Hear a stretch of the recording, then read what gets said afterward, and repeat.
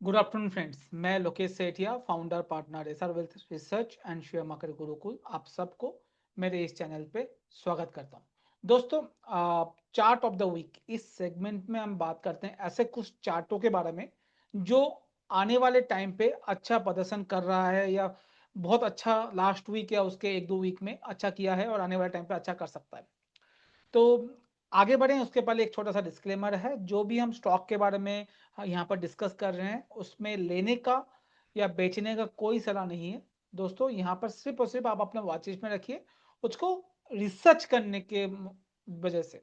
अब उस स्टॉक के ऊपर रिसर्च कीजिए। आपको कोई भी डाउट है तो अपने आर से पूछे, उसके बाद ही बाई या सेल का डिसीजन बनाए। ये छोटा सा डिस्क्लेमर बहुत जरूरी है।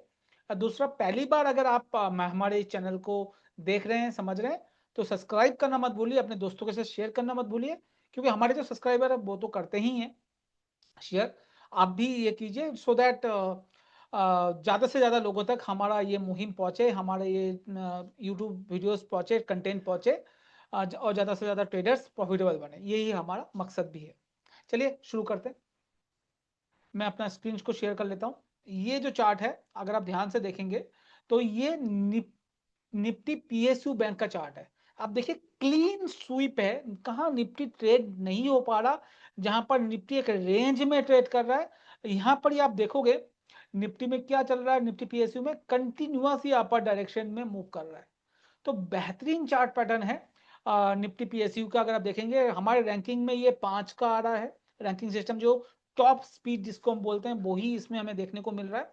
काफी जबरदस्त चार्ट पैटर्न है, हायर हाईज हायर लोज बन रहा है। लास्ट वीक भी एक अच्छा खासा अपमूव हमें स्टॉक इस सेक्टर में आते हुए दिखेगा। तो आप जो स्टॉक चार्ट में जाके चेक करेंगे, मैं नाम बता देता हूँ। बैंक ऑफ बड़ौदा देखिए, कैनरा बैंक देखिए, एसबीआई देखिए, और एक स्टॉक जो आज हम बात करने वाले हैं उसका चार्ट मैं दिखाऊंगा थोड़ा बाद में, तो उसको आप देख सकते हैं। तो ये सारे स्टॉक को आपको एनालाइज करना चाहिए। बेहतरीन अपमूव निफ्टी पीएसयू बैंक में चल रहा है, जहां पर पूरे जो इंडियन मार्केट है वहां एक साइडवेज मूव दिख रहा है। मगर एक दो सेक्टर, एक दो स्टॉक ऐसे हैं जहां पर अपमूव बहुत जबरदस्त हो रहा है। वो आपके वॉच लिस्ट में तो होना ही चाहिए, आपको देखना चाहिए वह वो क्या रहा है, क्यों वो बढ़ रहा है, क्या चार्ट में दिख रहा है। आप देखेंगे यहाँ पर निफ्टी से ये जबरदस्त अपमूव ये सेक्टर दिखा रहा है। निफ्टी को आरएस मॉडल में रिलेटिव स्ट्रेंथ में ये बीट कर चुका है और जबरदस्त चल रहा है, राइट। दूसरा जो सेक्टर मुझे बहुत पसंद आ रहा है उसके बारे में बात करें, वो सेक्टर जो है वो है Nifty energy sector. Energy sector में क्यों बोल रहा हूं, अगर आप ध्यान से देखेंगे एनर्जी सेक्टर में ये जो एरिया है ना, ये एरिया जो है ये जब भी एनर्जी सेक्टर इस एरिया में आ रहा था पिछले कुछ दिनों से, यहाँ से वापस एक डाउनवर्ड मूव आ रहा है। आप जब भी देखेंगे इस एरिया से, जब भी आ रहा था इस सेक्टर पे, तो आपकी डाउनवर्ड मूव देखेंगे वो 36,500 36,000 के बीच में है। अब मैंने ये क्यों एरिया आपको अभी सुझाया है, अगर मान के चलिए कितने टॉप बने इसमें, 1 2 3 4 5 6 7, 7 टॉप या 6 टॉप इस एरिया में बना है और वहां से करेक्शन आया। तो यहाँ पर जो सेलर का पोजीशन है धीरे धीरे हल्का हो जाता है। जब भी एक जगह पे टॉप बन के वापिस स्टॉक आता है तो उस जगह पे बार बार अगर धक्का लगे तो उस जगह थोड़ा सा कमजोर हो जाता है। मुझे लगता है ये एक ब्रेकआउट जोन हो सकता है। तो ये आने वाले वीक में आपको ये चार्ट ध्यान से रखना है एनर्जी सेक्टर में, क्या ये ब्रेकआउट आ रहा है। अगर यहाँ से ब्रेकआउट आता है तो आपको बहुत सारे ऐसे स्टॉक मिलेंगे जो 15 20 30% का मूव विद इन 10 15 20 डेज के अंदर दिखा सकते हैं।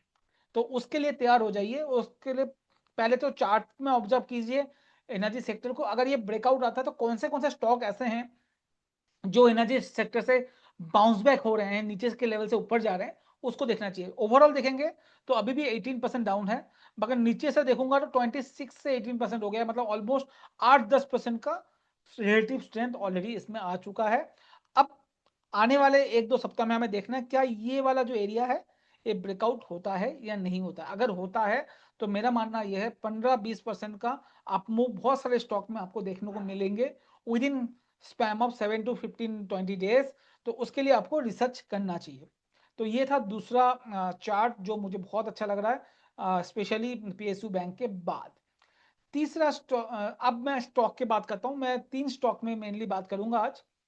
पीएसयू स्टॉक से जो मुझे अच्छा लग रहा है वो है bank of Maharashtra. Bank of Maharashtra आप देखोगे तो नीचे के लेवल से 40 के लेवल से 70 के करीब ऑलमोस्ट ये रनअप ऑलरेडी दिखा चुका है। अगर ध्यान से देखेंगे पिछले कुछ दिनों से ये रनअप यहाँ से स्टार्ट हुआ था। अगर मैं डेट बता पाऊँ आपको तो ये है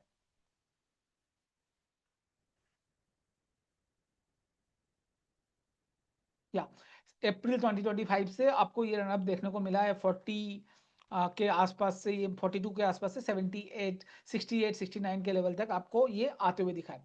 अब मैंने ये स्टॉक क्यों चूज किया, एक तो पीएसयू सेक्टर चल रहा है, एक लो टिकट साइज शेयर है, तीसरा वैल्यूएशन काफी अच्छा है, रिजल्ट काफी अच्छा आया हुआ है, चौथा सबसे इंपॉर्टेंट चीज ये अपने ब्रेकआउट के एकदम पास आ रहा है। अगर आप देखेंगे लंबे चार्ट पे देखूंगा तो आप देखोगे इसमें चार्ट पे तो एक तो यहाँ पर एक लाइन ड्रॉ करें, इस जगह पे आप एक बार सिंपल सा लाइन ड्रॉ करेंगे तो आपको दिखेगा एक छोटा सा ब्रेकआउट ऑलरेडी चार्ट पे आ चुका है। दूसरा जो एरिया है ये वाला एरिया आप देखें यहाँ पर, ये वाला एरिया 72 के पास है, यहाँ पर भी एक ब्रेकआउट आने वाला है। और आरएस रिलेटिव स्ट्रेंथ देखेंगे, आरएसआई देखेंगे, आरएसआई 60 70 के पास पहुंच रहा है, जो भी मंथली चार्ट में बहुत अच्छी बात होती है ये।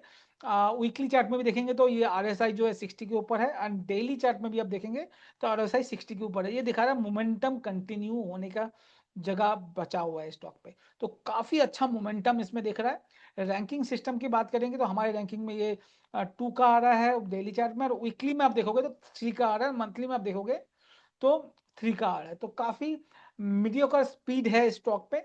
मुझे लगता है ये स्टॉक आपको वंडर कर सकता है, बहुत अच्छा अपमूव दिखा सकता है।